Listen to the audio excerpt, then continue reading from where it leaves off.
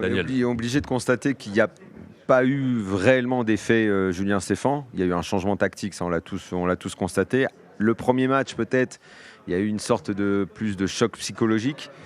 Mais là, regarde les points au classement. La saison de Rennes, elle est terrible. Ils sont à grosso modo un point de moyenne. 15 points, 1,1 point. Quoi. C'est heureusement qu'il y a des équipes pires, finalement.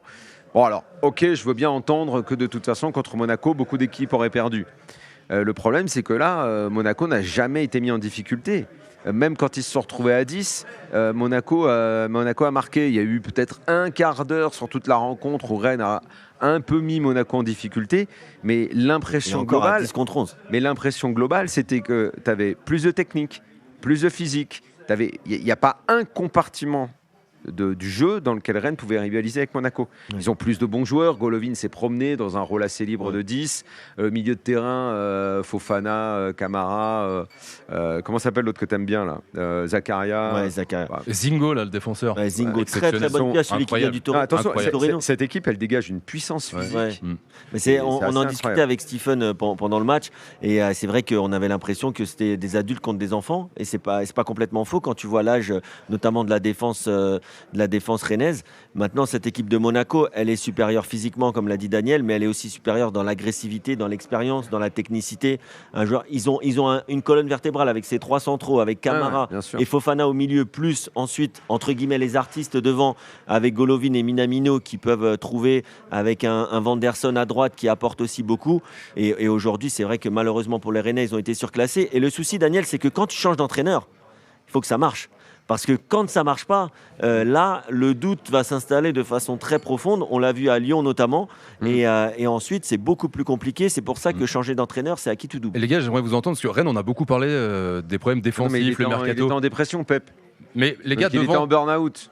Il attend la place à Lyon, mais le burn-out, il est fini. Kalimundo, Gouiri, en fait, Rennes, c'est devant qui est en souci aussi. Mais c'est là que tu vois toute la différence entre grands joueurs et joueurs de Ligue 1. Tu regardes les mecs que Monaco avait devant, que ce soit Balogun. Regarde ce que fait Balogun sur le but de Vanderson. Ouais, c'est très bien. La passe admirable, le petit plat du pied pour décaler sur le côté droit.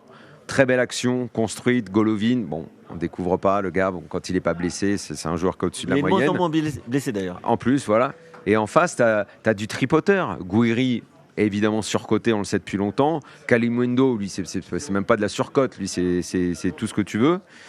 Et ouais, au final, ça fait quelque chose d'assez pauvre. Bourigeaud dans cette espèce de rôle un peu bâtard. Ça va pas du tout. Piston droit, là. Franchement, ouais, j'ai voulu y croire. Je t'avoue que j'ai voulu y croire. Non, je te l'ai dit tout à l'heure. Pour moi, il a déjà joué sur le côté. Tu m'as presque convaincu, Kevin. Il a déjà joué sur le côté, mais il était plus haut. Il venait. Il jouait dans un 4-3-3. Voilà, voire dans un 4-4-2 où il était sur le côté. Il venait entre les lignes. Il bouchait des trous. Mais là, t'es piston, c'est un métier, piston. Piston, c'est très très difficile.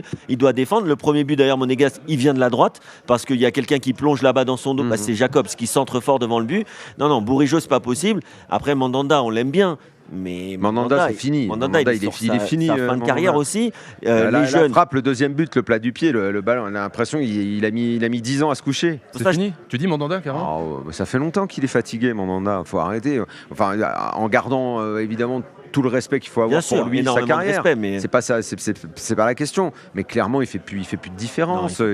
Il est fini maintenant. Et le souci, c'est qu'avec ces 3 centraux très jeunes, moi j'aime bien le fait que du côté de Florent Maurice et de Rennes, on fasse confiance au centre de formation pour pallier. Mais il y a un départ qu'on n'a jamais réussi à pallier, c'est celui du capitaine, c'est Amari Traoré, et qui pour le coup fait énormément tâche parce que lui, il a amené par son agressivité, par son leadership et aussi par ses allers-retours sur le couloir droit. Rennes qui aura sa place assurée en Ligue Europa contre Villarreal un jeudi prochain. Il faudra un match nul pour assurer la première place. C'est ça qui va leur rester pour vibrer un peu cette année parce que le redressement en championnat qui est attendu à Rennes, je sais pas, il va falloir qu'il fasse une série de combien de matchs pour un redressement. Un peu comme Lyon à moindre mesure, il va falloir qu'il recrute.